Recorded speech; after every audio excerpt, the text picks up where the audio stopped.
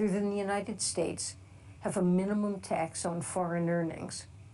That is about to change, as 134 countries, representing more than 90% of the world's GDP, agreed in July to a new international tax framework that will allow nations and businesses to compete on the basis of economic fundamentals, on the skill of our workforces, our capacity to innovate, and the strength of our legal and economic institutions, rather than tax strategies.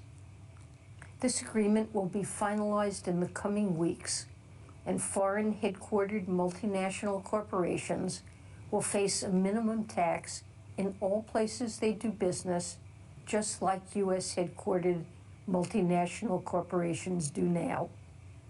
The global deal will stabilize an eroding international tax system that has been plagued by a chaotic array of unilateral measures that reflect growing dissatisfaction with a set of rules and norms that fail to consider the modern reality of increased globalization and digitalization. None of these efforts, ending the pandemic, mitigating climate change, or improving the international tax environment, are possible, though, without the support of the business community. For example, the investment needed to green the global economy is enormous, and it far exceeds the scale of official finance. Private capital will need to fill most of that gap. Moreover, businesses have a key role to play in providing the financing and innovation to help the world end the current pandemic and be better prepared to address the next one. Governments and businesses alike understand the reasonable pressure from our citizens to make the world a more sustainable and fairer place. We must respond with action. The cost of inaction is too great. That was Janet Yellen, the U.S. Secretary of Treasury, speaking about some of the important initiatives that the U.S. and global leaders had been put in place, talking about inequality, of course, because of the pandemic, and talking also about a possible tax deal. Now, for the monetary policy side of things, let's get straight to Christine Lagarde, the president of the European Central Bank.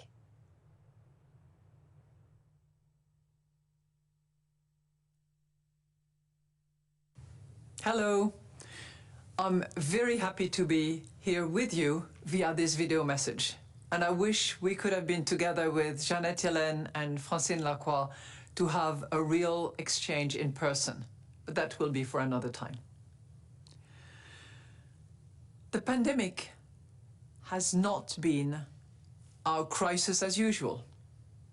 The response to the crisis has not been a response as usual. And the recovery from the crisis is not a recovery as usual. Just consider, it was the steepest drop in output ever recorded. And then there was an extraordinary response from policymakers around the world. Both fiscal and monetary policy have joined forces and proved crucial in bridging the crisis, providing the necessary time for the rollout of vaccines and allowing the economy to reopen largely unscathed. Thanks to this exceptional response, we are now witnessing a highly atypical recovery. We would normally expect such a deep recession to destroy some economic capacity and lead to a permanently lower growth path. Remember, after the Lehman shock, major advanced economies did not come close to recovering the GDP trend that they thought possible before the crisis. Today, however, we are seeing the steepest bounce back in growth in the euro area since 1975. We expect GDP to be back to its pre-pandemic level before the end of this year, 21, which is 3 quarters earlier than we had projected back in December. And based on our latest projections, we should come close to recovering our pre-crisis trend in short order as well. So all is well? Well, we still need to manage the exit from the pandemic very carefully, because this unusual speed of the recovery is also creating frictions that could refrain growth. We are seeing rising energy prices that are affecting real income, and supply chain disruptions that are holding back industrial production. One reason for these frictions is that the sharp recovery in demand linked to the reopening of the economy is also coinciding with pandemic-related effects on constrained supply. That imbalance should be temporary, even if it is hard to predict exactly how long disruptions will last. But at the same time, the pandemic is also producing more lasting shifts in demand that could lead to lingering supply-demand imbalances across sectors. Let me give you a few examples. Digitalization has accelerated significantly by 7 years in Europe, some say. This could create skill mismatches and other scarcities, even while there is still slack in the economy. The pandemic has also given the green transition a boost, which most Europeans see as both desirable and actually essential. The introduction of carbon correct prices, covering a wider range of economic activities, is likely to accelerate, which should help speed up the necessary shift towards renewable energy. But that process can also create frictions. The ongoing rise in natural gas prices, for example, is being driven by multiple global factors. But one local factor is the unusually low wind energy production in Europe this summer. That has created a need to fill the gap with conventional energy sources that can be mobilized quickly, like natural gas. All this underscores why the recovery from the pandemic has to be a green and digital one. This is not only because a greener, more digital economy is the best route to more balanced and sustainable growth. It is also because we need to ensure that the economy adjusts quickly to the structural changes that are already happening. The good news is that Europe's response to the crisis has put us in a strong position to refit our economies quickly. We have an ideal tool in place to accelerate transformation, that is, what we call Next Generation EU Fund. Around 40% of these European funds will be spent on investing in the green transition and 20% in digitalization. And these funds will only be disbursed in return for growth-enhancing reforms approved by the European Commission. This ensures that we will have an effective framework within which to make the most of this investment. Now, that said, it is clear that the green and digital transition cannot only be led from the top down. It has to be, and it will be driven by businesses like those this B20 forum brings together. Businesses in Europe have a huge potential to lead the next wave of innovation. At the Green Digital Nexus, European companies are among the front runners. 9 of the top 20 global players developing green digital patents are European. So we need to create the conditions for businesses to continue to thrive and take forward transformation. Such important work as advancing the digital single market, or creating the capital market union would go a long way towards improving the conditions for investment in the sectors of the future. We have certainly a big agenda ahead of us. The future is replete with challenges. But as Abraham Lincoln famously said, if you want to predict the future, you have to create it. This is what we should do together.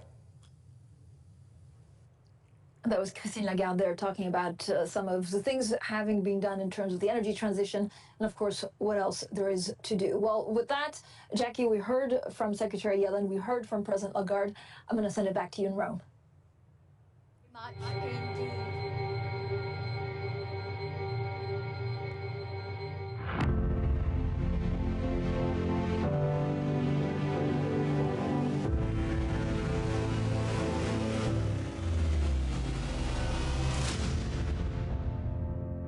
So, we're now moving, as you saw, to our second panel under the topic of reversing the decline, a discussion on fostering international economic cooperation and global trade governance. And I am delighted to have with me this afternoon Ngozi Ikono-Iweala, Director General of the World Trade Organization. We're also going to hear later from Matthias Cormann, Secretary General from the Organization for Economic Cooperation and Development. But Director General, so good to have you with us. Could I just ask you, we have heard from the Italian Prime Minister Mario Draghi this morning, the G20 President, and from Emma Marcegaglia, who has chaired the B20, stressing again and again the importance of cooperation, public-private cooperation, international cooperation. From your perspective, how important is it at this moment to strengthen international economic cooperation if we are to reshape the future? Well, thank you so much. Thank you for having me. I would say that at this moment, it's really, really important. Multilateral cooperation is important. Public-private cooperation, cooperation with civil society, all that is important because of the nature of the problems we're facing at the moment, which requires a different type of approach, a different type of governance. We are facing problems of the global commons. We've seen the pandemic. That could not be solved and cannot be solved by any one country or any one organization alone.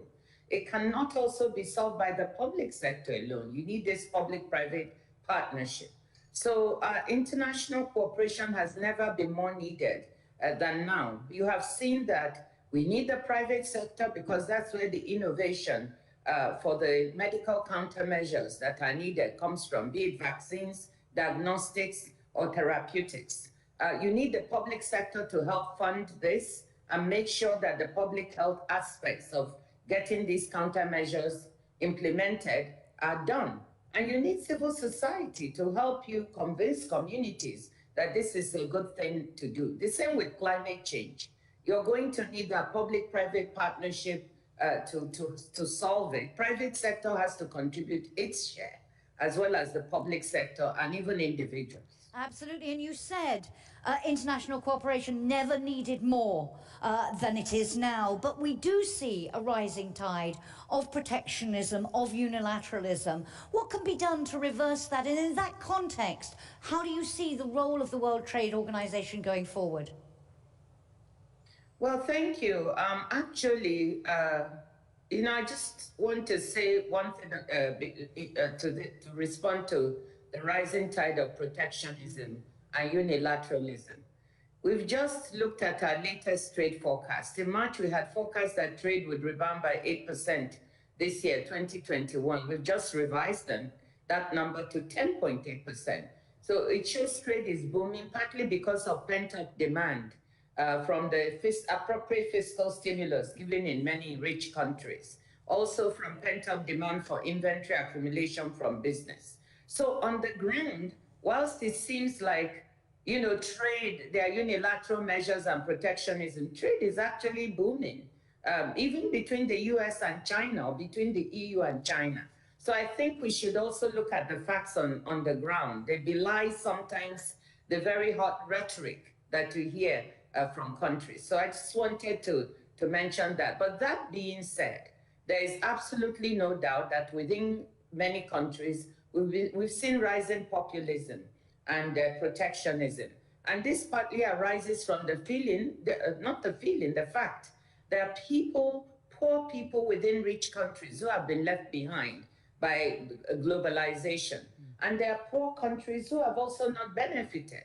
And so this feeling of being left behind can lead to populism when governments are not using active macroeconomic or active labor market policies to deal with some of these dislocations caused by technology, globalization, and so on.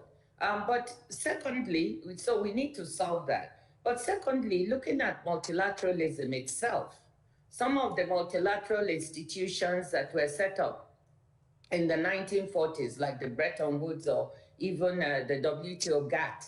The WTO is 25 years old, but it's even more than that, 75, because it was built from the GATT. You look at them, I think they need to be made fit for purpose, fit for the times. We need to strengthen these organizations. They are still needed. But let me take the WTO. Trade, as I said, is a very important part of the recovery. But at the WTO, we need to demonstrate we can conclude multilateral agreements. That will show that multilateralism works. We have not concluded one for the past 20 years, so that's one of the things that needs to be reformed. The global economy is very dynamic.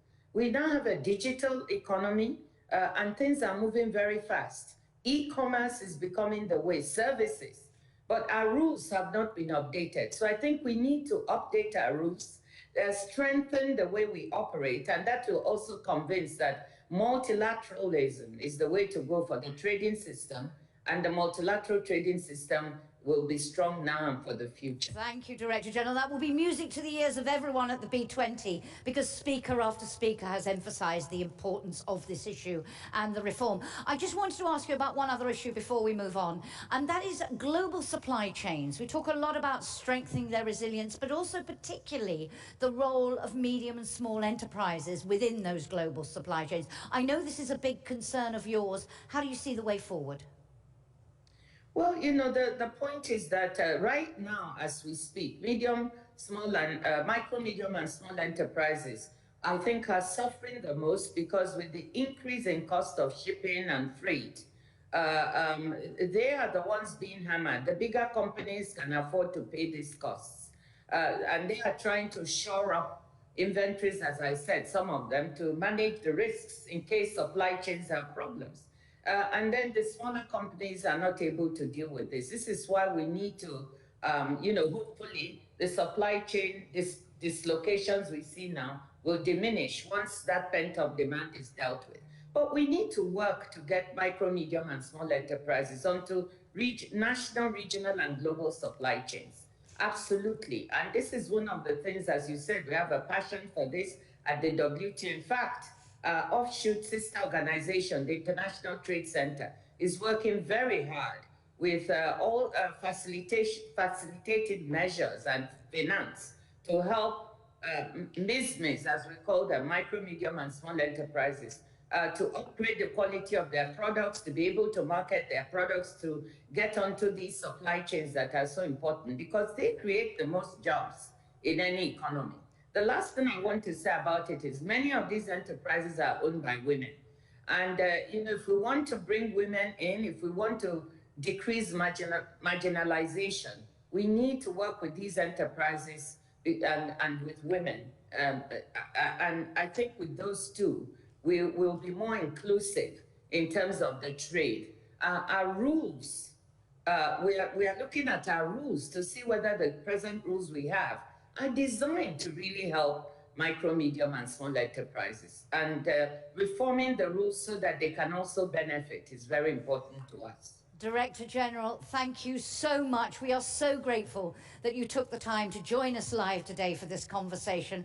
Thank you very much, and good luck with the challenges that lie ahead. Thank you again very much indeed. Thank you, and good luck to the B20. Thank you so much. So So we're now going to hear from Matthias Cormann, Secretary General of the OECD. He unfortunately couldn't be with us, but he sent this video.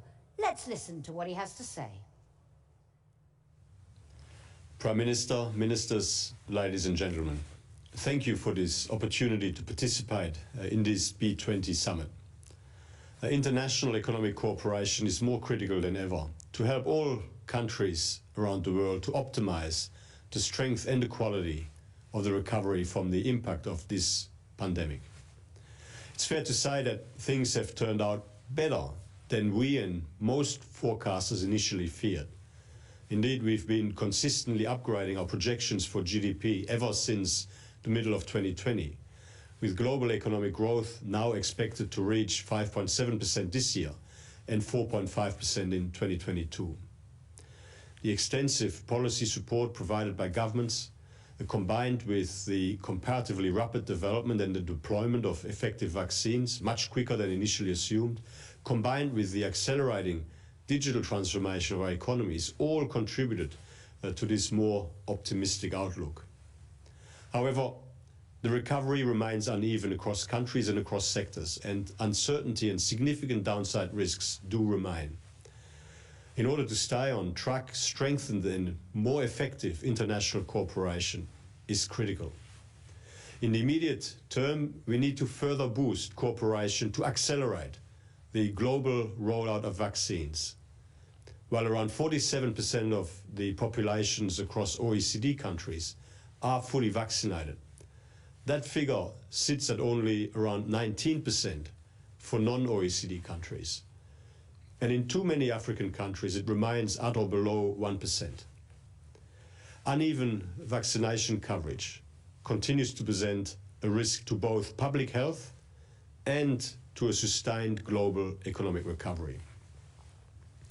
Beyond this risk of insufficient global vaccination coverage, possibly the main issue on everyone's mind when it comes to the economic outlook is the outlook for inflation. Yes, inflation has risen sharply in some countries. Higher commodity prices and global shipping costs are currently adding around 1.5 percentage points to annual G20 consumer price inflation, accounting for most of the inflation upturn over the past year. Nonetheless, we continue to believe these inflationary pressures to be temporary and expect them to fade over time.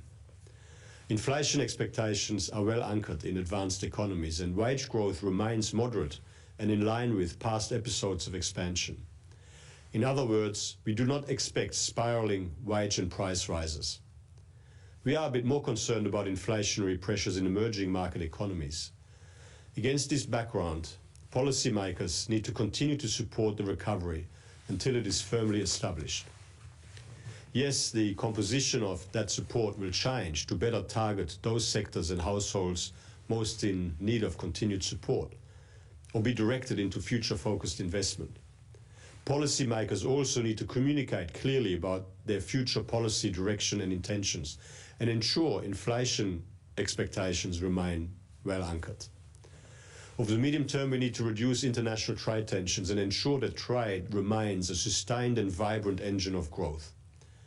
Despite coming under enormous strain, trade held up reasonably well in the COVID-19 crisis and is continuing to play an important role in the supply of essential goods worldwide. But we know that there is more to do to ensure resilient global supply chains, to anticipate and manage risks, build trust, and keep markets open. This will require cooperation amongst countries, but also critically cooperation between the public and private sectors. B20 leadership has a critical role to play. And there is more to do to ensure that international trade and open markets work for all and to promote a level playing field. To achieve these aims, we will need to address market distorting government support, starting with improved transparency. The OECD is bringing transparency to support across agriculture, industrials, fisheries and fossil fuels. Transparency matters. Opacity heightens uncertainty, which lowers trade, investment and growth. A resilient global economy needs strong institutions, rules and norms. The rules-based multilateral trading system has been central to the resilience of trade and supply chains throughout the crisis. All of us need to continue to support and invest in a strong World Trade Organization to underpin our future shared prosperity. Preventing renewed trade tensions will also require the finalization of the international agreement on reforming the existing rules and dealing effectively with the tax challenges posed by the combined effects of globalization and digitalization. Significant progress was made in July with 134 of the now 140 members of the OECD inclusive framework signing up to the two-pillar position of that support will change to better target those sectors and households most in need of continued support or be directed into future-focused investment. Policymakers also need to communicate clearly about their future policy. All countries are encouraged to join in the spirit of compromise. We need this package to deliver tax peace, fairness, and stability to the international tax system. Finally, we must accelerate efforts to address the structural climate challenge we are all facing. Achieving the climate objectives of the Paris Agreement requires an unprecedented acceleration of financial flows into climate-aligned investments and a structural shift away from investments in emissions-intensive activities in both developed and developing economies. To be truly effective, more must be done, effectively globally coordinated, and climate policies must, in particular, strengthen the private sector's incentives to boost green investment and innovation and reduce exposure to climate risks. So far, these incentives have been too weak in boosting green investment to the levels required.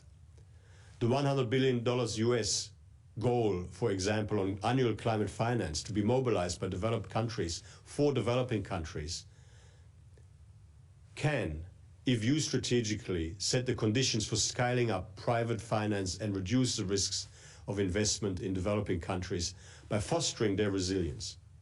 There has been limited progress on this goal.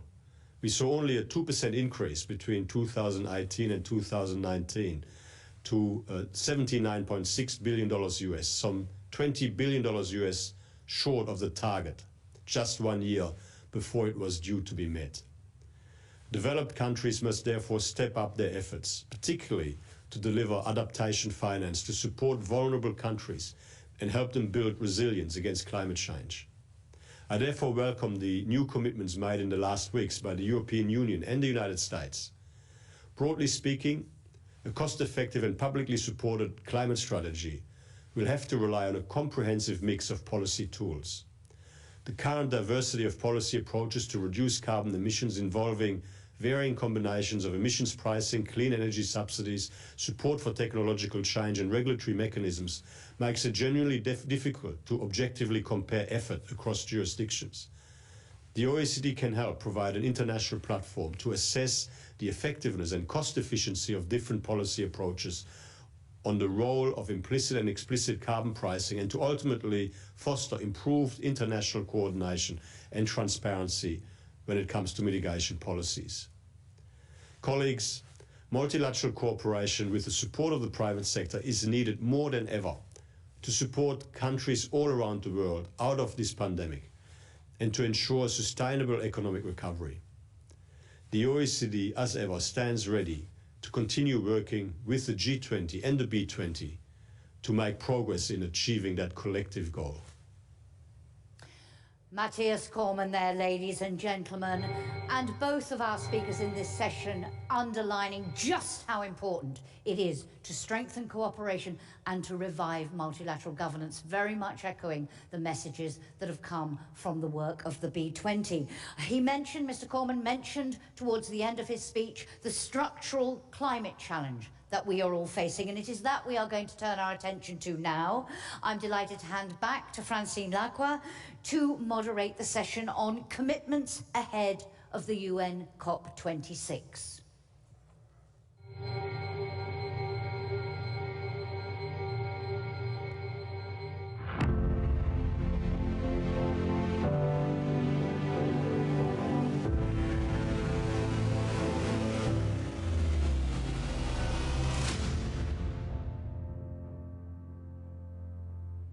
Thank you so much, Jackie. Now, of course, as Jackie was saying, when you look at inclusive growth and the legacy of also the pandemic, nothing is probably more important than sustainability. So to talk about commitments ahead of the UN COP26 in Glasgow later this month, in a moment, we'll hear from Mark Carney, a sustainability champion. We'll also hear from Inger Anderson, Executive Director of the UN Environment Programme. But first, to lay out some of the groundwork and some of the priorities that we should be thinking about, let me give the floor to Patricia Espinosa, Executive Secretary, UNFCCC. Patricia, over to you. Thank you, Francine, and I'm really very pleased to be here to be able to discuss this rapidly approaching COP26 and the commitments that must be made and your specific role in this process. So my message to all of you is very clear. As we all know, G20 nations have a special responsibility, but also the opportunity to provide bold and courageous climate change leadership that is needed in the world. We know that the G20 countries account for almost 80% of all global emissions. So that means that there is no path to 1.5 degrees without G20. And we also know that governments alone cannot get us to that 1.5 degree goal. This was really very clearly put forward at the latest IPCC report, our UN climate change report on the national climate plans. We are far off track. So what both reports are showing, however, is that a path to achieve the 1.5 degree goal still exists. But that means that all sectors of society, especially businesses and investors, must show significantly more climate action. I know that I am speaking here to the converted, and I really want to thank you for your commitment and the way that you are contributing to climate action. I hope that you can also help us in making sure that the nationally determined contributions are continuously strengthened and that your efforts are also reflected in them. I think that it is very important that we really concentrate on science-based targets. And I do want you to encourage you to do that. What we have seen in our report is that those countries that have increased ambition, who have made new and updated NDCs, have been able to deliver significantly better numbers. The trajectory of their emissions has shown that it is possible to reduce it. So we are seeing in those 113 parties that delivered these updated NDCs, a reduction of 12%. Not enough, because we need a 45% reduction by 2030, but of course it is a much better. Your analysis of the private sector shows also similar results. Of 338 companies with science-based targets, the Women Business Coalition analysis shows that they have reduced their combined emissions by 25% since 2015. So both G20 nations and G20 businesses must continue to boost their targets, their actions, and their results. And that means that governments, but also businesses, must revisit their commitments in a very continuous manner. If we are to achieve the goals of the Paris Agreement, we really need to get serious about the decarbonization pathway. According to recent IMF estimates, global fossil fuel subsidies amount to around 6 trillion in 2020. This is 6.8% of global GDP. More than 70% reflects undercharging for environmental costs. So as Kristalina Georgieva, the managing director of the IMF, said recently in New York, underpricing fossil fuel undermines domestic and global environmental objectives, hurting people and hurting the planet. She has pointed out that global carbon emissions would fall by 1/3 in line. Our report is that those countries that have increased ambition, fuel prices increase to fully disease, have been able to deliver significantly better numbers. The trajectory of their emissions has shown that, and businesses and investors must stop their reliance upon them and funding those that do. Again, good intentions are nothing but nice words on a press release unless they are followed by concrete action. Transition must mean transition. I want to end by inviting you to come to the COP, to bring your pledges, your commitments, your contributions, and to participate in what I see will be a very, very lively and intense program of climate action. Thank you very much, Francine. Patricia, thank you so much. Now, on more of how critical COP26 is, but also the role of finance and his expectations, I'm delighted to go to Mark Carney, UN Special Envoy on Climate Action and Finance. Mark. Thank you very much, Francine. It is a great honor to be here. Let me start by just observing that every time there is a crisis, it's because of misvaluation at its core. So the global financial crisis was caused by the underpricing of risks. The COVID crisis was years of undervaluing resilience despite ample and varied warnings. And the climate crisis is growing because of the tragedy of the commons, and we're not fully pricing we're not fully valuing the future and the tragedy of the horizon. To draw on these lessons and act before it's too late, the B20 has focused on climate change. We've left it very late to achieve our 1.5-degree goal, but momentum is building. Since the UK and Italy assumed the COP presidency at the start of 2020, the percentage of global emissions covered by country net zero targets has risen from less than 1/3 to over 3/4. Net zero is now an organizing principle that's cascading down from the country level to the company. Thousands of our largest companies are setting net zero targets and developing decarbonization plans.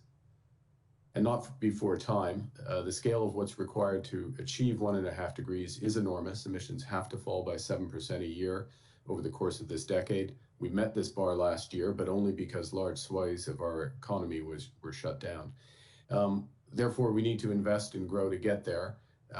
Around 3.5 to 5 trillion euros per year of energy infrastructure investment. That's doubling the pace of energy infrastructure investment. And I'd commend Italy's economic plan because it demonstrates that you can build a sustainable future that's capital intensive, job heavy. It's not just what we need for the future, but it's what we need now. And as the B20 statement has emphasized, governments do need to lead. We need credible policies at the core. The more predictable those climate policies are, the more investors will pour money in anticipation and create a virtuous circle of large-scale investment, faster decarbonization, and greater efficiency. And it's in this context that private finance can be decisive. So for COP26, we're building a system in which every financial decision takes climate change into account, a system in which a company's contributions to climate solutions are fundamental determinants of its values. Now, this requires the right information like TCFD reporting, the key tools such as climate stress tests, and new markets such as those for carbon offsets. Our strategy has 24 major deliverables. We're on track to achieve them all. I will not go through them all. Trust me, I'm going to flag 3 that are critical. First, in terms of climate disclosure, 6 years ago, it was a concept at the Paris COP. 3 years ago, the final TCFD recommendations were delivered to G20 leaders.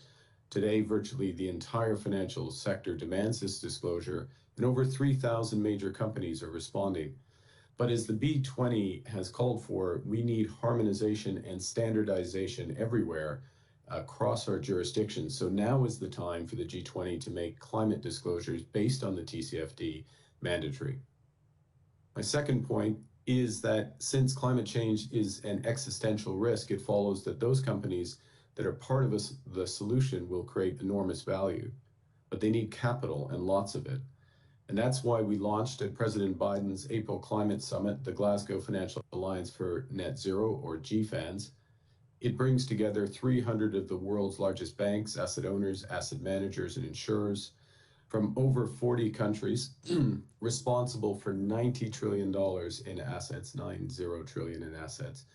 The members commit to manage their investment, lending, insurance underwriting to net zero by 2050. They set interim targets. They have board accountability. They will report progress annually. Now, by Glasgow, all major financial firms should decide whether they're going to be part of this solution to climate change. And as with the TCFD, the work of the private sector in GFANZ should be guided by the G20 in order to, over time, formalize the architecture of a sustainable financial system. This leads me to my final point. Emerging and developing economies need more than $1 trillion of additional investment every year by the middle of this decade to build sustainable economies. We are currently far off the mark. Such financing is measured in only the tens of billions of dollars. So we need to concentrate on initiatives that can scale up financing by at least $100 billion per year, and GFANZ can help deliver this. There's $90 trillion on the table, and that is approaching the total global climate financing needs over the course of the next few decades. But this money isn't necessarily targeted to where it's needed most in those emerging and developing economies. And to bridge that gap, we need a radical change to the international development architecture. We should create new country platforms which deploy blended finance at scale and leverage that private finance, combining ambitious country NDCs, the projects to achieve them, GFANZ financing commitments, and the expertise of MDBs to coordinate that financing. So, the issue in the end, and I do need to end given the time, is also to flag that we can build in parallel a market for carbon offsets, which can provide important nature-based solutions and another scaled capital flow to emerging markets, all while conserving our very limited carbon budget. But as I started to suggest, Francine, speaking of budgets like climate change, I'm quickly exhausting my time, so I will hand back to you, commend the B20's work and the Italian leadership of the G20. Thank you so much, Mark Carney. We'll need like a whole hour to go through some of the other things that you want to touch on, but the message is clear. We need to get everyone online and actually at least have a common definition. Now, with more of the challenges to sustainability for the world, Inger Anderson, Executive Director of the UN Environment Programme. And Inger, maybe what happens actually if we don't have an agreement of COP26, if it's deemed a failure? Well, I don't think that can be an option because we only have this one planet. And so if we think about what it is that we need to do, and I want to thank Italy and the Italian host and B20, we really need to lean in. We've heard it from Patricia, we've heard it from Mark, but leaning in also because the G20 is responsible for 78% of all emissions. And so that does mean all hands on deck. It's good to have seen the net zero commitments, obviously, but that's not enough. We need to make sure that we don't just, like the marathon runner says on January 1, that in December I'm going to run a marathon. We need to start taking the actions now, not kicking the can further down the road. So the net zero commitments, yes, they can plug some of the gap that IPCC showed up if implemented. But they're still looking weak and nowhere near reflecting the planetary emergency that we are facing.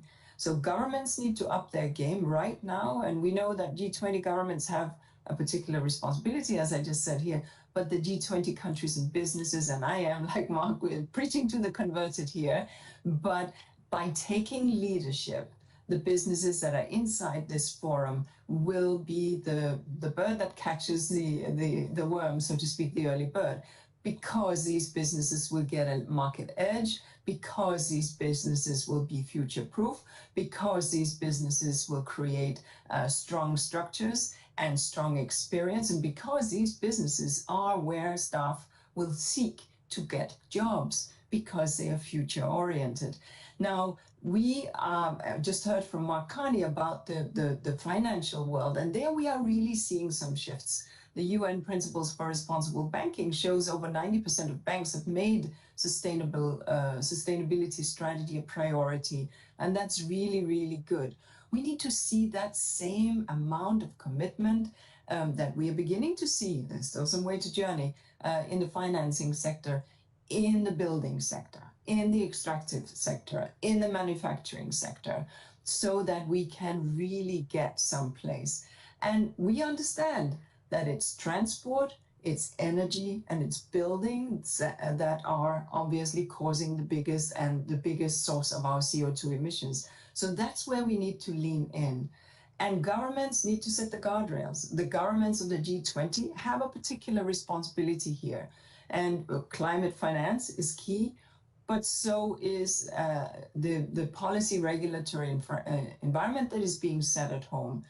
And companies need to make sure that they don't get lost in greenwashing, but that this becomes from the CSR to the CEO, and that disclosure is clear and critical. Mark spoke about disclosure in the finance industry. It's absolutely important. Patricia spoke about science-based targets, absolutely critical. Every company needs to now put up their hand, show their footprint, show how they are improving. That is the only way, because to go back to your question, failure cannot happen.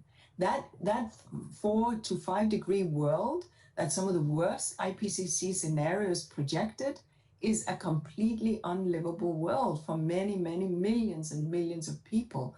That is not a world we can possibly envisage.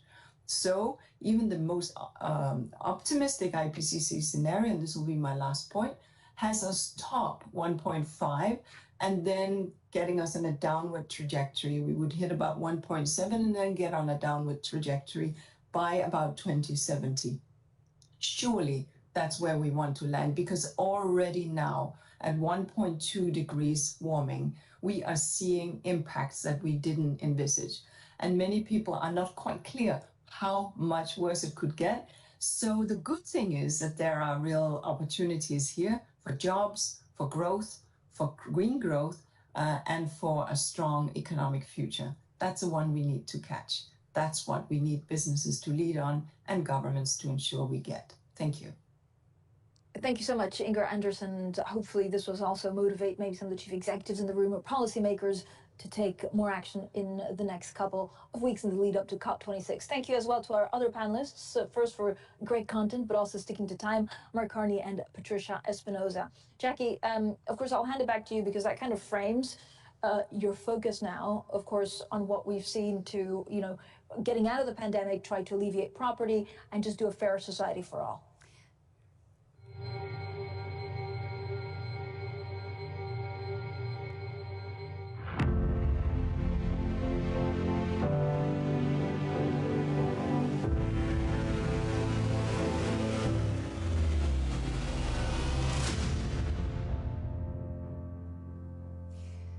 So thank you very much to Francine and to that great panel. And as Francine said, we're now going to focus on that key element of the B20 motto, reshaping the future and engaging the world in it.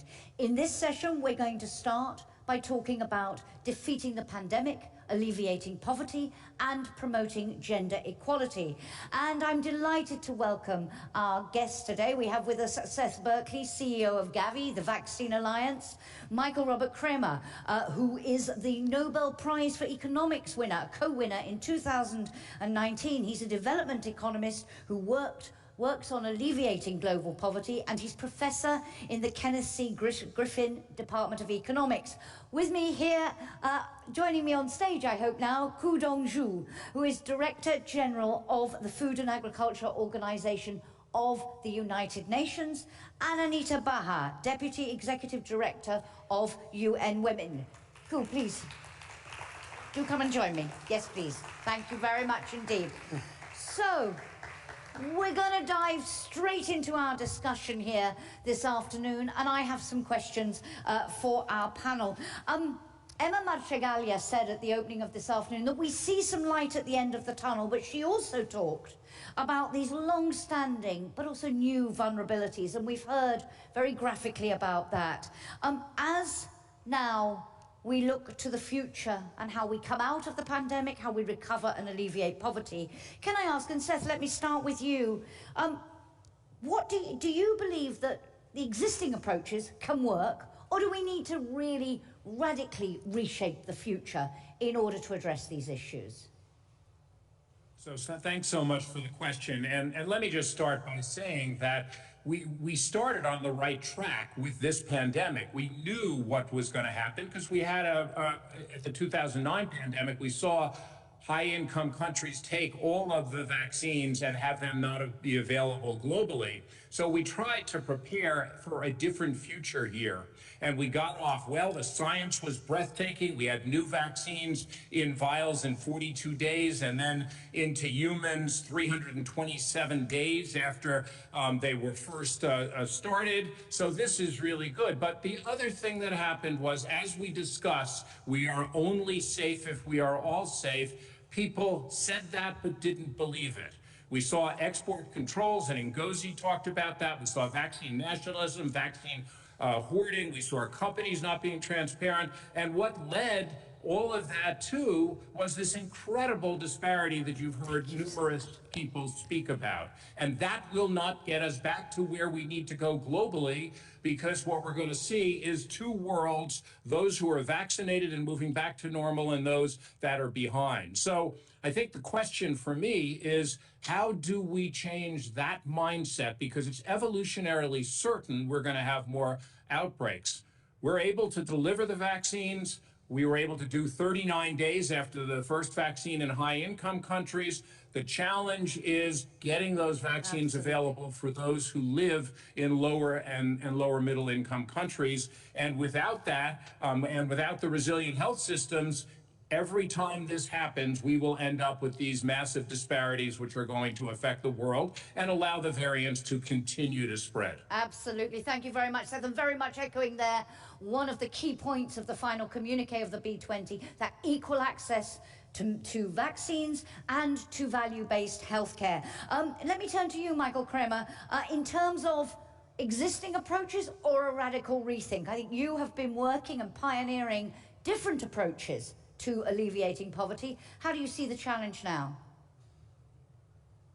Well, I think COVID-19 has vividly reminded us that one of the powerful forces that shapes the future is technology and innovation. And if we want to reshape the future, then I think it's very important for society to make sure that its institutions for promoting innovation operate effectively for the full range of social needs, including many that do not now get sufficient attention because they're less commercially attractive. And to restructure incentives for innovation and technological change in ways that generate innovation and technological change for those needs, and that also promote broad access, as Seth appropriately emphasized. As he pointed out, the vaccines were developed at record speed with impressive efficacy and a very high success rate. They've also been manufactured much faster than many thought possible. So we succeeded in many ways, but we've also failed. And as Seth noted, the primary failure, or key failure, is the failure to ensure equitable access. I think we can build institutions to prepare for future pandemics. And in particular, we should invest in expanding manufacturing capacity in advance and keeping standby capacity available so that we can respond quickly.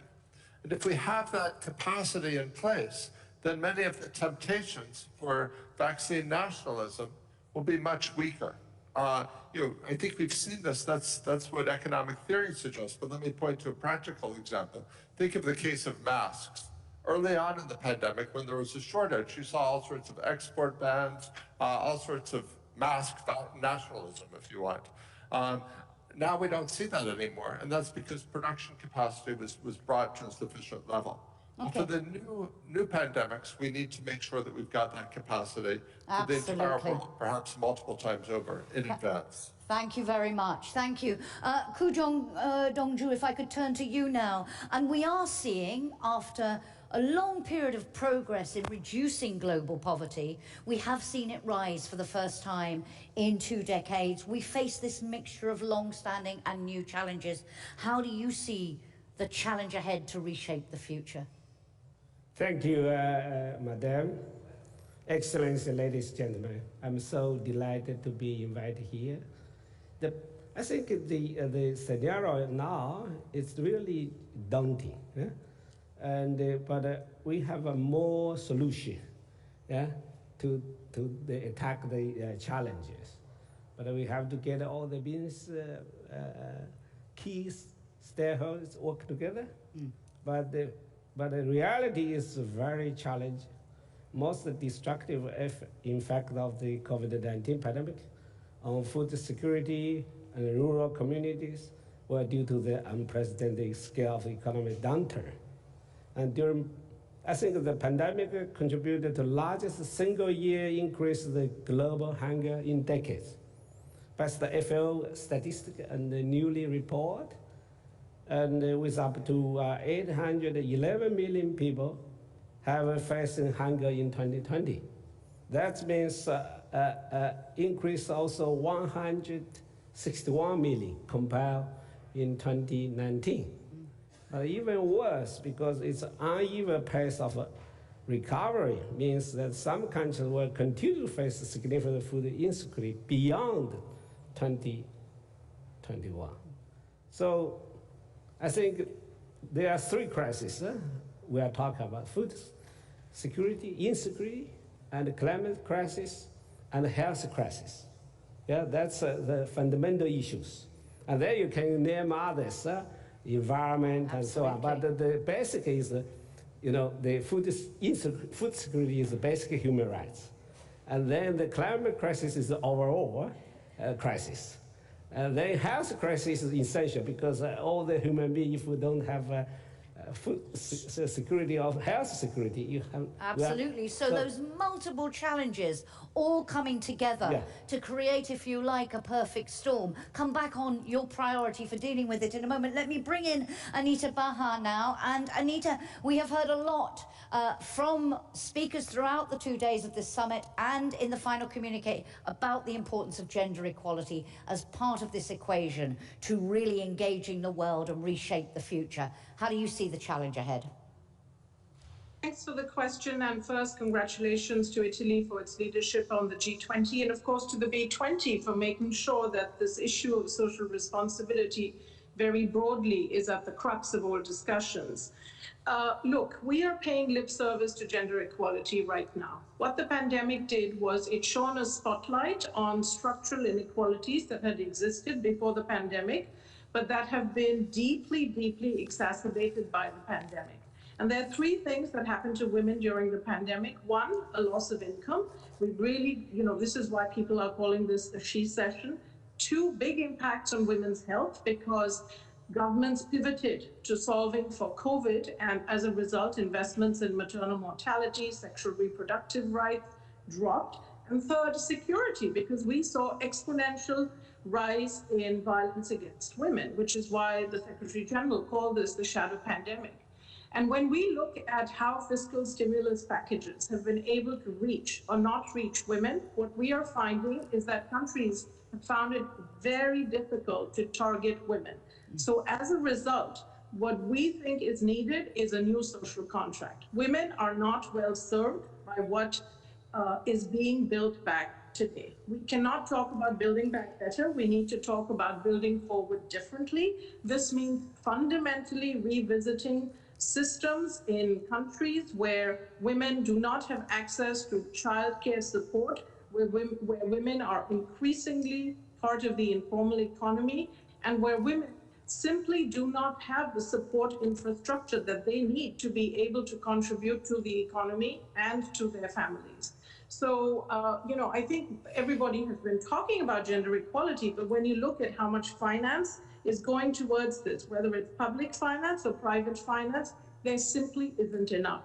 We've just published a report called, let me read out the name, it's called Progress on the Sustainable Development Goals, the Gender Snapshot 2021, and it's remarkable. Out of the 18 SDG 5 indicators, there's only one, and that is the proportion of women who are in parliament or in in local government that is close to being met. All other 17 indicators, we are miles away from achieving. So I think if we're going to talk about gender equality, we really have to talk about how we reshape systems fundamentally. Absolutely. So you said there, and let me follow up to all of you, and I'll start with you this time, Anita. You said it's not build back better, it's build differently. For you, how can we engage the world, that cooperation, collaboration we've been talking about throughout the 2 days? What's the key to effectively engaging the world on this issue, and your key priority for action? Two things. First of all, it's clear that no one can do this alone. This is not a job just for governments or just for the private sector. It does require multi-stakeholder partnerships. UN Women launched something called the Generation Equality Initiative, which we launched with government, civil society, and the private sector to basically define key areas of work and to get commitments, major commitments. So at the forum that we just held in Paris in July, the world came forward with $40 billion of commitments to addressing this agenda.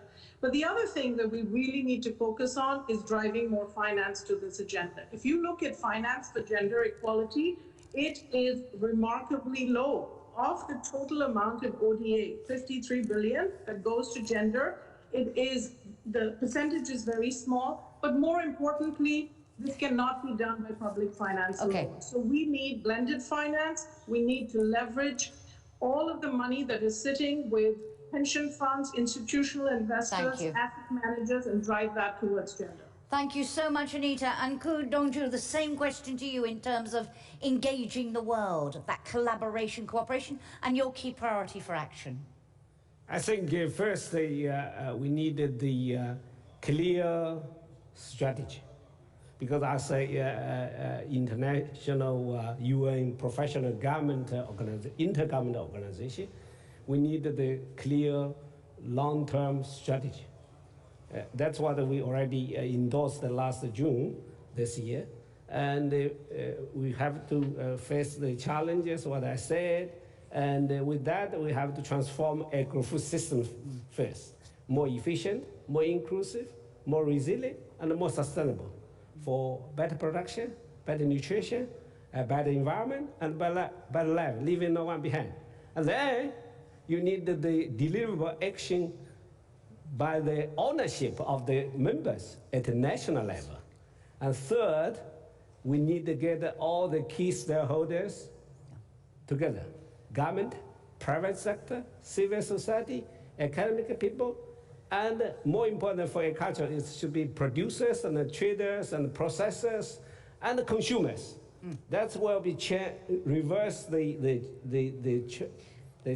game, which meet the purpose for the SDGs. Thank you so much. Let me turn to Michael Kramer again. Same question to you now, in terms of from the moment we are at this point, how you see engaging the world, making sure that everybody is on board with this agenda to deliver this inclusive recovery that leaves no one behind and tackles these issues, and your key priority above all else. Well, we need institutions to generate innovation and technological change directed at many of these challenges which don't currently attract sufficient private sector research to help harness the incredible creativity and capacity of the private sector towards some of the urgent problems the world's facing, which they don't currently have sufficient incentives for. Just as an example, think about the advanced market commitment for pneumococcus disease. This promised a market, made a credible commitment to that for a vaccine that would cover the strains of pneumococcus common in low and lower middle income countries. Over $1 billion was pledged. 3 vaccines were developed. They're estimated to have saved 700,000 lives. That's one example of an institution. But we also need social innovation funds. I helped set up a social innovation fund through the U.S. Agency for International Development called Development Innovation Ventures. And we support innovation to address social needs to a wide variety of actors, whether that's private firms, governments, researchers. We've made over 225 awards. We recently went back and looked at the social rate of return on this. And we found the entire cost over our first couple of years, the value of the innovations created was, of just 5 of the innovations we supported, was 17 times larger than the cost of the entire portfolio. So I think that's an approach that France has recently adopted. I think more countries could set these up. And these could be used for poverty reduction, for challenges around gender, and for environmental challenges. Thank you very much. Thank you. And Seth Berkley, you have the last word. How do we really engage the world? You do it through Gavi. How do we do it on a broader scale? And your key priority for action? So I think the most important thing we have to recognize is that we are one world, whether we're talking about climate change or pandemics or food security.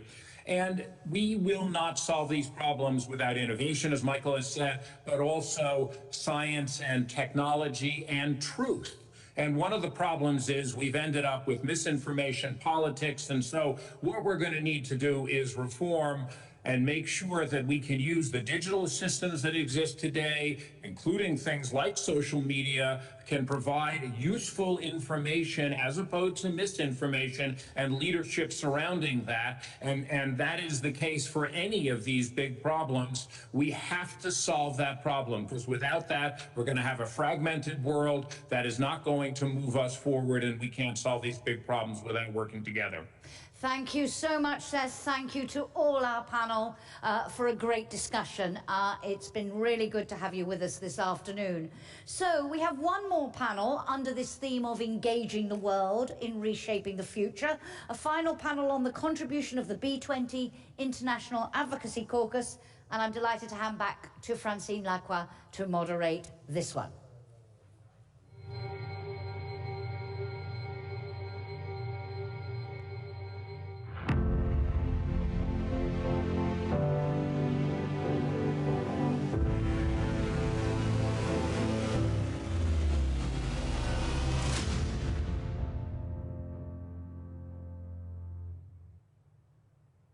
Well, thank you so much, Jackie. And as you said, we'll focus on the contribution of the B20 International Advocacy Caucus on women empowerment and climate change. So let me welcome, first of all, on stage, John Elkann, Chairman and Chief Executive of Xtorn.v and Stellantis Group, and B20 Advocacy Caucus Co-Chair Vivian Hunt, Senior Partner, McKinsey & Company, and Jeff Bezos also joins us as well, of course, from Amazon. So we're going to have a robust discussion about some of the things that maybe private and also public partnerships can actually do together. But first of all, let me call to the floor John Elkann, because I have, John, 2 questions for you and the caucus. Now, you wanted some tangible metrics, some focus in putting all of this together. You picked 2 themes, women and climate action. You wanted it to be balanced. So can you talk a little bit about why you chose these 2 themes and the overall findings of the group?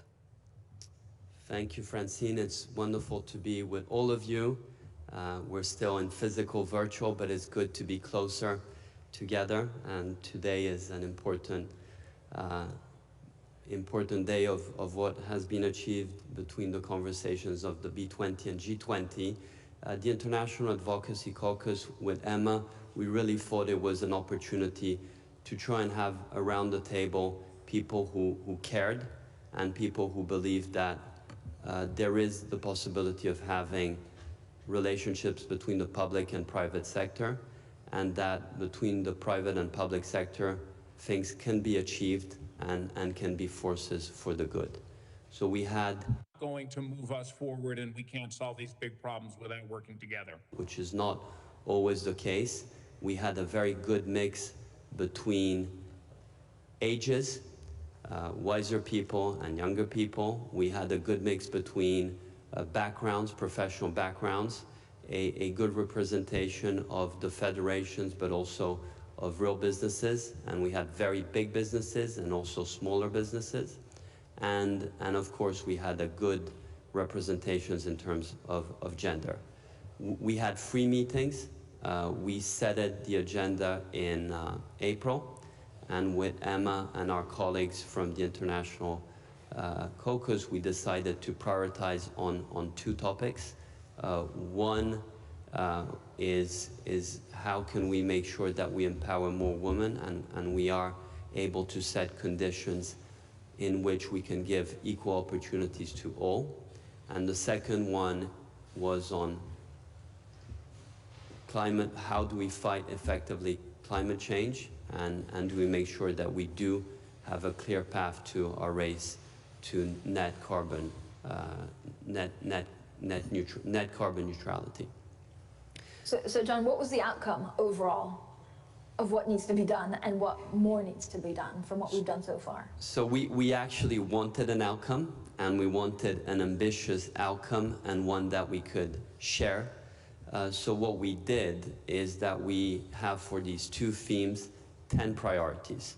So all of us have agreed on 10 priorities, and then we decided that for each theme we had a clear metric.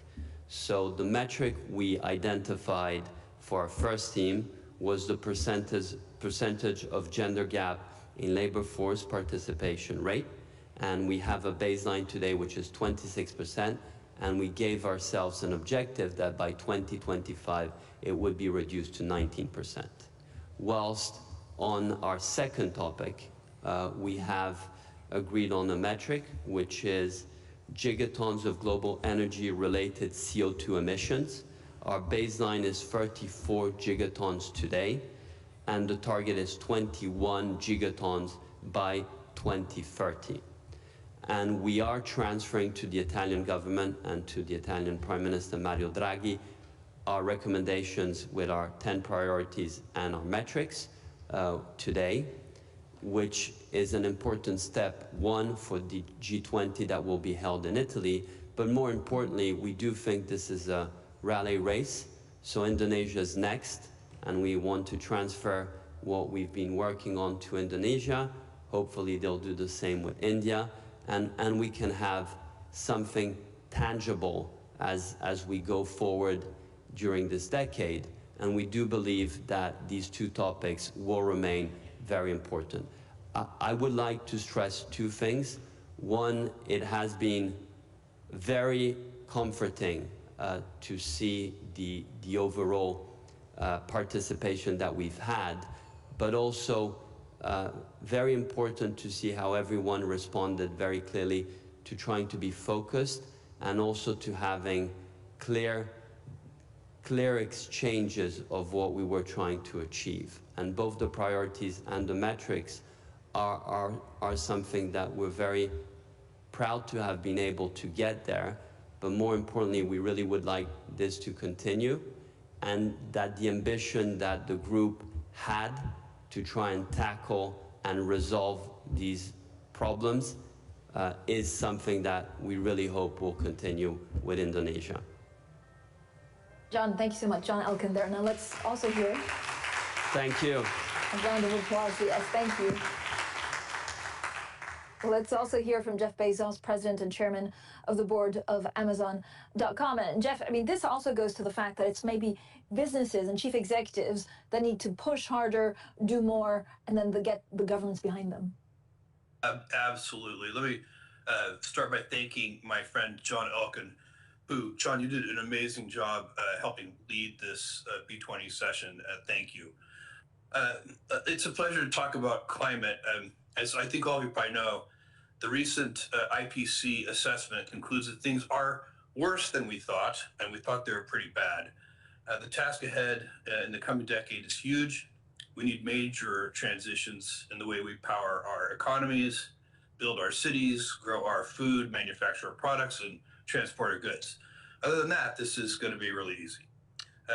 Well, I was in New York 2 weeks ago for Climate Week and for the UN General Assembly. I was struck by just how much innovation is occurring and how leaders are stepping up. But it also reminded me just how much we need to do. We need to replace the internal combustion engine completely. We need to develop the hydrogen economy. We need to decarbonize the hard-to-abate sectors like steel and cement and shipping and aviation. We're going to have to envision a completely different economy. And corporate leaders have a big role here. Companies, and especially big companies, are responsible for most of the carbon that gets put into the atmosphere.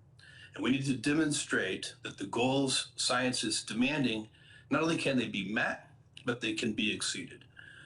The climate pledge is a commitment by major corporations to reach net zero carbon 10 years ahead of the Paris Accord goal, to meet that goal instead in 2040. And the climate pledge was founded to meet that challenge. Over 200 major companies so far, covering all major sectors, manufacturing, construction, energy, have signed up with the opportunity now to collectively mitigate 2 billion metric tons of carbon.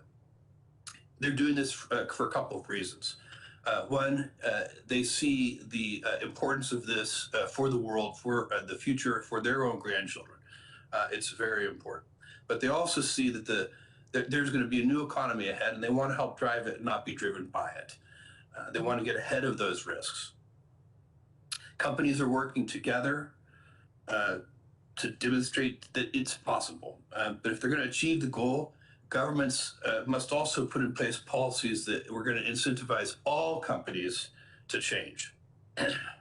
So first, we would urge governments to be more ambitious in their climate goals. All G20 members should commit to the 2030 targets, the so-called NDCs, consistent with reaching net zero by mid-century. Some G20 countries have yet to do this, many have. Second, governments can require companies and financial institutions to report their emissions and climate-related risks so that investors and customers have a full picture. Governments should also follow the lead of some countries and commit to eradicate the use of internal combustion engines, dramatically reducing emissions and related climate risks. And third, governments would be well advised to use economic stimulus funds to build tomorrow's economy and not yesterday's economy. This includes early stage research on green technologies and infrastructure that's enabling for this needed transition. And fourth, there are benefits that we see when governments and the private sector work together. Let me give you an example of how public, private, and NGO actors can work together in delivering solutions that none of them could deliver on their own. Recently, a group of governments and companies came together to form the LEAF Coalition. It's designed to accelerate climate action by providing results-based finance to countries with large tropical forests that make significant commitments to forest protection and reducing deforestation.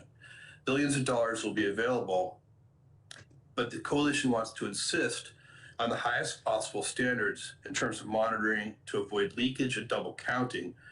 And those high standards require engagements from governments in both the host countries and in the financing countries. Big thank you to the G20 countries that are already participating in the LEAF Coalition, and I hope we'll see more G20 members join in the future. I'd like to make one final point on nature. We simply cannot address climate change without reversing the loss of nature and vice versa. Nature provides the oxygen we breathe, the food we eat, the water we drink. It's our life support system, and it's fragile. I was reminded of this in July when I went into space. I'd heard that seeing the Earth from space changes one's view of the world, but I was not prepared for by how much. Living down here, the world and the atmosphere seem vast and stable. But looking back at Earth from up there, the atmosphere seems thin and the world so finite. When people hanker for the good old days and glamorize the past, they are almost always wrong. By most metrics, life is much better than it was in the past. Global poverty rates are lower, infant mortality and life expectancies are better, and education rates are much higher. But there is a notable exception. The natural world is not better today than it was 500 years ago, when we enjoyed unspoiled forests, clean rivers, and the pristine air of the pre-industrial age. We can and we must reverse this anomaly.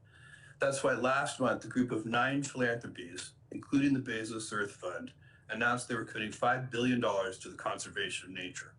The point isn't only to raise money for conservation, but to ensure that it's effective. Many top-down programs in the past on conservation haven't worked. We'll support a new generation of programs led by local communities that focus on the livelihoods and the incentives and offer better paths to prosperity. We'll choose regions and countries where needs and opportunities are great. where leadership is strong, and where there's a strong commitment to put local communities and indigenous peoples at the center of the conservation programs. Our overall objective is to support the implementation of the 30 by 30 commitment, a goal to protect 30% of land and sea by 2030 that already has the support of more than 70 countries. I hope that we'll see all G20 leaders join the 30 by 30 commitment in the near term. I have a lot of optimism on this because I know we humans get ingenious when things get important. Thank you. Jeff, maybe a very quick question for me, and I have to say it's quite emotional hearing you say and speak about space. If we don't manage to keep these temperatures from rising and we don't meet the Paris goal, who do you think is the fault of? Is it, big corporations and chief executives? Is it governments, or is it consumers not doing enough to change the course? Yes, yes, and yes. So we all have a role to play, and in fact, it's not going to be possible to do this without all the three parties that you mentioned playing making major commitments to change. But it doesn't have to be deprivation. If we do this with ingenuity and invention, we will have better, cleaner world. We will have more jobs of higher quality. Consumers will have better products. Electric cars are better than internal combustion engine cars. We can do that in every sector of our economy. We can make green steel, we can make green cement, we can improve our agricultural systems. We can return the natural world to the way it was 500 years ago, a thing of beauty, and enjoy the benefits of our modern life. But it's going to take governments, it's going to take corporations, and it's going to take consumers. Jeff Bezos, thank you so much. Let me now welcome on stage Vivian Hunt, Senior Partner, McKinsey & Company, a huge advocate for fairness and a huge advocate on debate and inclusion. Vivian, thank you for joining us. Are we making enough progress? Do we have the tools to make progress? But, are we going at a glacial pace? Thank you, Francine. I appreciate the opportunity to respond and challenge to the International Advisory Council's recommendations. We, of course, now have, through those recommendations, a pretty targeted action plan. It's 10 concrete points. They're rooted in outcome metrics. They're measurable, but we clearly are not making enough progress. I think the data that Anita mentioned, or the contrast in our ambitions for 3030 in Jeff's comments, illustrate that we've got a pretty long way to go until gender participation is the economic driver that we know it can and should be. In terms of reflections, I do want to thank Emma, John, and the committee for the pragmatic leadership, the high-quality work of Italy's engagement, and Confindustria in particular. It's a difficult job to set priorities in a complex global world, but as it relates to gender participation, I'm encouraged by how concrete and actionable the goals are. They're addressing disparities and inequalities that have been there for some time, but the urgency with which we have to address them is now extremely high. 3 examples. First, reversing COVID impact, bringing women back into the economy in secure employment. Recognizing, first and foremost, the disproportionate impact that women's work feels. We already know that women have 4 times the likelihood of job disruption across every country and every industry. Similarly, just during COVID, women's job losses were at 1.8 times the rate of men. So there really is a crisis there, Francine. And when you add cultural and discriminatory barriers that exist in business and society, it's clear that we've got a long way to go. Almost half the women in our recent Women in the Workplace report, published just 2 weeks ago, report that they are not finding the support, recognition, and retention that they need to simply stay in work. And so we've got to confront that and make more progress against that first very high priority goal. Secondly, women's participation in STEM and other technology-enabled sectors. This is really key for driving and delivering the innovation in all sectors, but particularly environmental sustainability, and at the end of the day, higher productivity and higher wages at household level. Women are only 34% of engineering or product development when we look worldwide, and that's much less than the 48 or 50% of the economy. So simple parity of skills, particularly technology enablement in STEM, will mean that we'll just have more talented people to invent the solutions that we need to deliver the goals in climate, health, amongst many other areas. When we close a gap as big as this one, it's got to be good for economic progress and development. And the final just example, Francine, that I'd emphasize is the goal to promote S within ESG. Now, I apologize for the jargon, but what ESG is giving us is a common framework that we can all use. And the authority and clarity of environmental sustainability as an economic lever has transformed within the last year, never mind the last 5 years. The same thing needs to happen with respect to S, so that in the same way that we're building on Argentina's momentum through the Italian leadership of B20, Indonesia will continue and accelerate those goals. It's a framework. 88% of ESG investors in the financial markets feel a common framework will help us deliver E. The same thing is true for S and G goals. So we have the structured approach in business and in government. We just need to apply it to the benefit of historically underrepresented groups, of which women are the largest.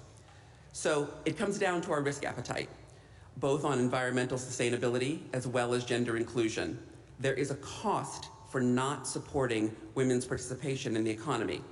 And if we don't address that and find ways to systematically improve labor force participation rates and productivity, we won't be building back better, we won't be building back differently. Global GDP could be $1 trillion less, and so it's our responsibility to maintain momentum and seize that opportunity. As a reminder, the world is watching. We've heard a lot about stakeholder management over the last 2 days, and the Edelman Trust Survey reminds us that 86% of our colleagues and employees expect CEOs and government leaders to collaborate and respond. Your stakeholders are counting on you, and women certainly need it more now than ever.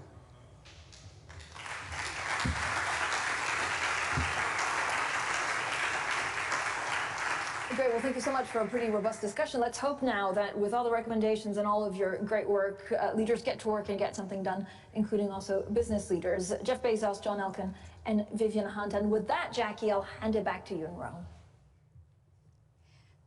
Thank you very much indeed, Francine, and great working with you over the last 2 days. Ladies and gentlemen, we are coming to the end of this summit.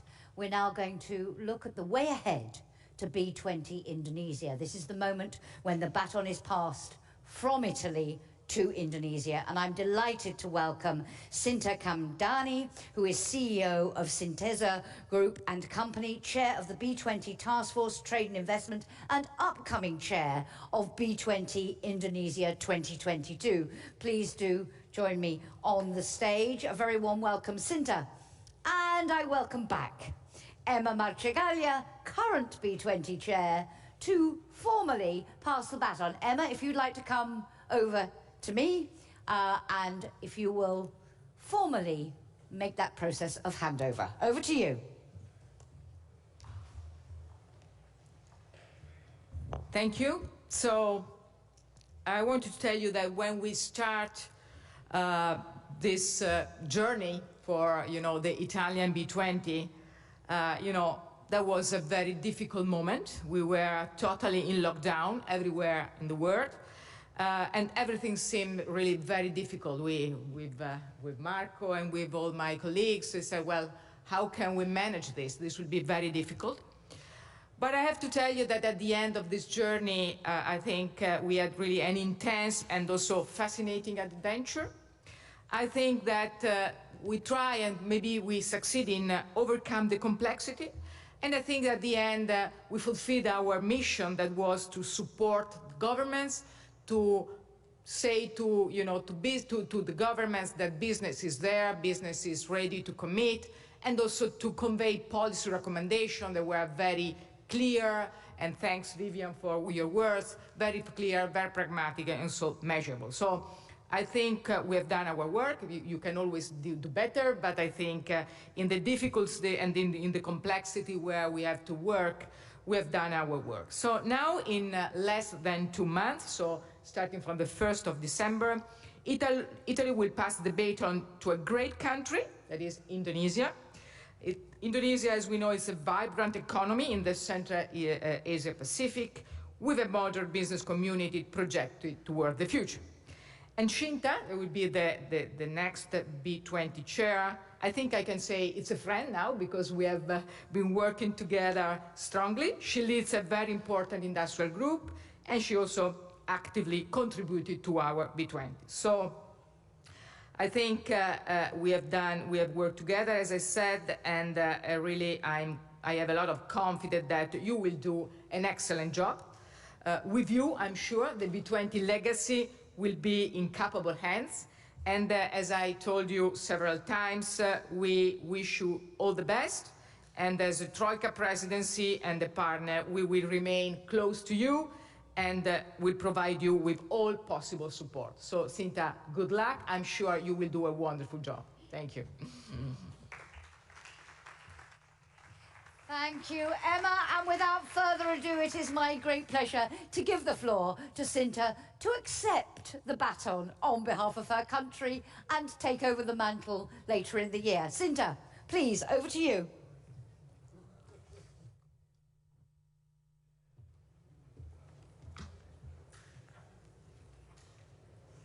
Thank you, Emma. Actually, standing there, I was wondering whether I made the right decision to accept this chairmanship of B20. It seems very difficult to fill in your shoes. Very good afternoon to you all, and thank you very much for the warm introduction, Emma. It is a great honor for me to act on behalf of the Indonesian business community in accepting the B20 presidency. Although I'll be the chair, we have a whole team ready to organize and prepare B20 next year. And I would like to address a brief remark for this occasion in accepting the baton from Italy. First and foremost, I would like to congratulate Italy, specifically Confidencia and Emma, obviously, for their success in leading the B20 process over the past 1 year under the theme of Reshape the Future, Include, Share and Act.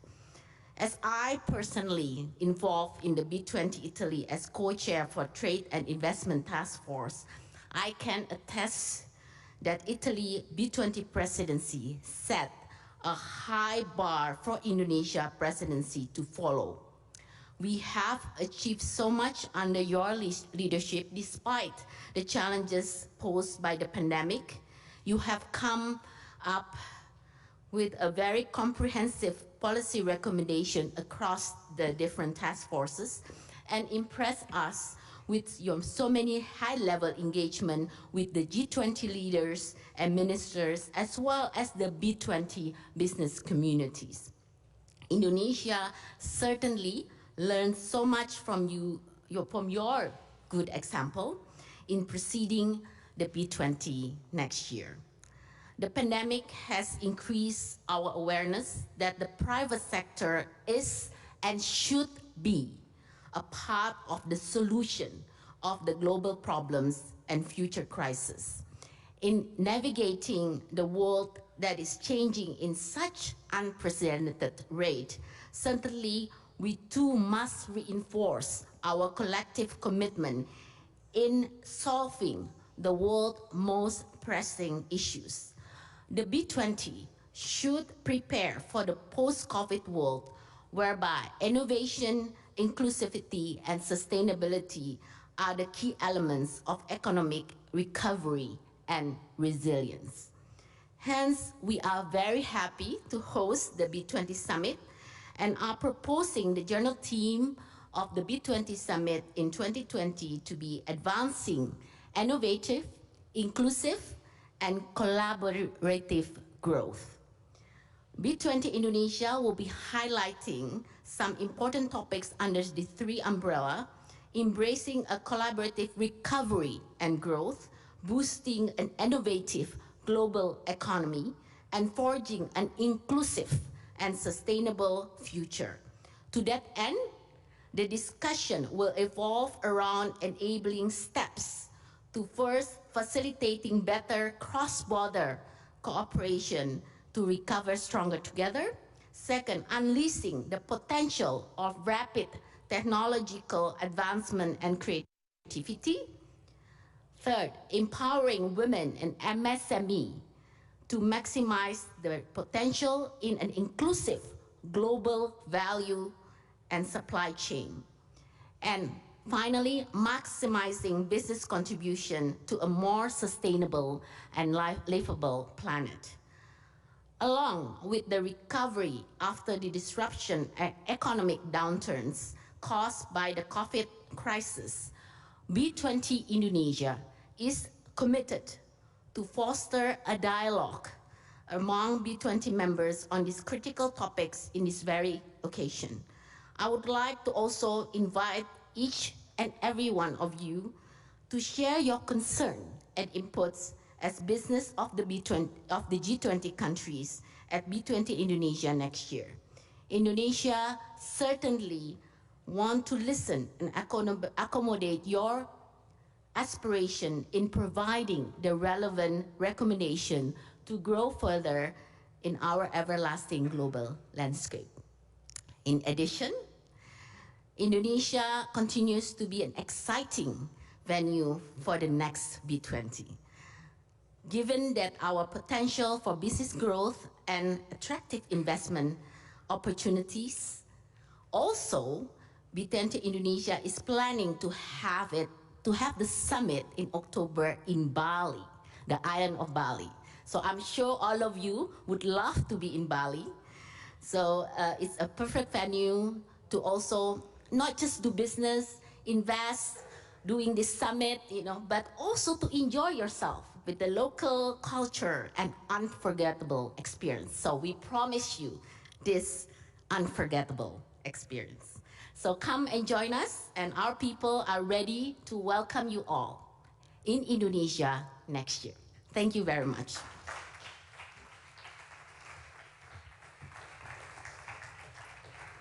Thank you so very much, Sinta, and best of luck when you take over that onerous task of chairing this process. But before we go, ladies and gentlemen, it is my privilege to introduce Joko Widodo, who is President and Head of State of Indonesia. Let us hear what he has to say. Bismillahirrahmanirrahim. Assalamualaikum warahmatullahi wabarakatuh. Yang saya hormati Ketua Chair of the Italian B20, CEOs, business communities, ladies and gentlemen. While the COVID-19 pandemic remains far from over, we have begun to see hopeful signs for economic recovery. We must work together to accelerate global economic recovery so that we can progress together. First, the health sector must become our utmost priority. We need to ensure access to vaccines, medicines, and medical supplies for every person, for every country, rich or poor. Second, we must cooperate to accelerate post-pandemic economic recovery. We can focus our effort on digital economy as a new source of growth, developing new and renewable energy for sustainable development, as well as infrastructure development as a platform for inclusivity. Third, empowering MSMEs as a pillar and source of inclusive economic growth. Small and large enterprises need to collaborate to pave a new course for economic recovery. Lastly, governments must ensure the reactivation of trade, investment, and tourism. Governments and private sectors must synergize and work together as partners. Excellencies, I am optimistic that this year we can begin to recover. Next year we can recover stronger, and we can also recover together. Indonesia is more than ready to take up its role as the president of G20 in 2022.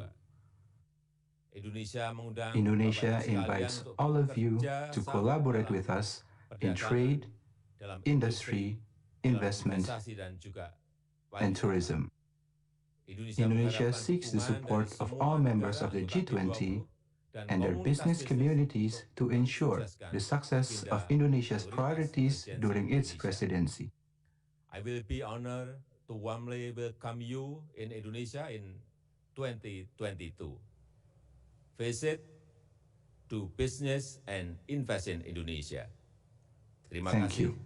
Wassalamualaikum warahmatullahi wabarakatuh.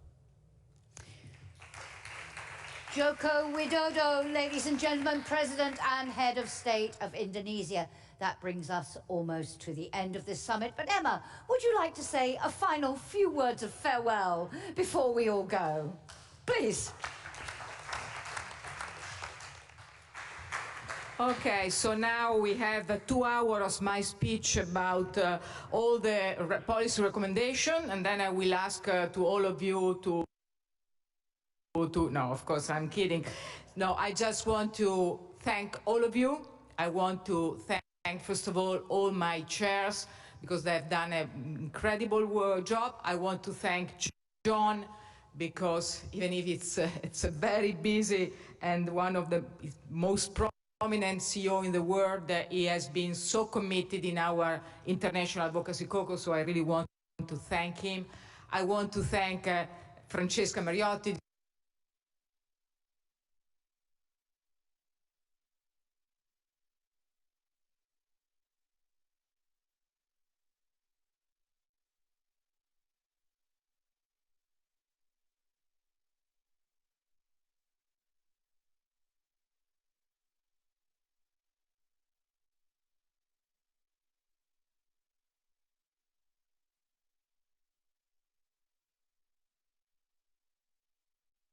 where you are, Jackie and Francine, for this wonderful today. So thank to all of you. Thank you all to all our speakers.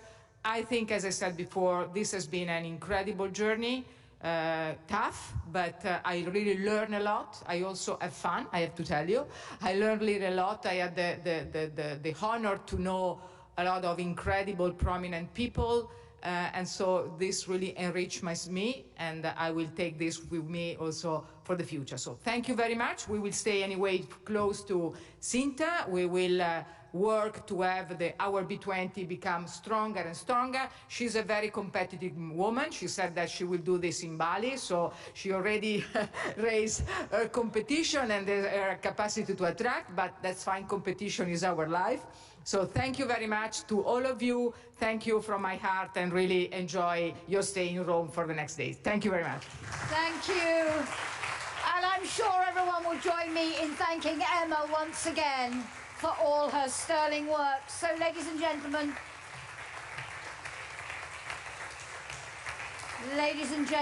that brings us to the end of this summit. Could I also just add my thanks, and on behalf of Francine Lagarde, to all our speakers for their wonderful contributions, great discussions, the B20 organising team. Of course, I'm kidding. No, I just want to thank all of you. I want you in Bali in 2022. Thank you. Done an incredible job. I want to thank John, because even if it's a very busy and one of the most prominent CEO in the world, he has been so committed in our International Advocacy Caucus, so I really want to thank him. I want to thank Francesca Mariotti, Director General of Confindustria, and all the incredible job. I want to thank Marco, Giovanni, and all their team, because we really 4 hours a day, but you work maybe 15 hours a day for this. I want to thank and all of you that have been with us these days, all the participants, and of course I want to thank Jackie and where you are, Jackie and Francine for this wonderful today. So thank to all of you. Thank you all to all our speakers. I think, as I said before, this has been an incredible journey. I also have fun, I have to tell you.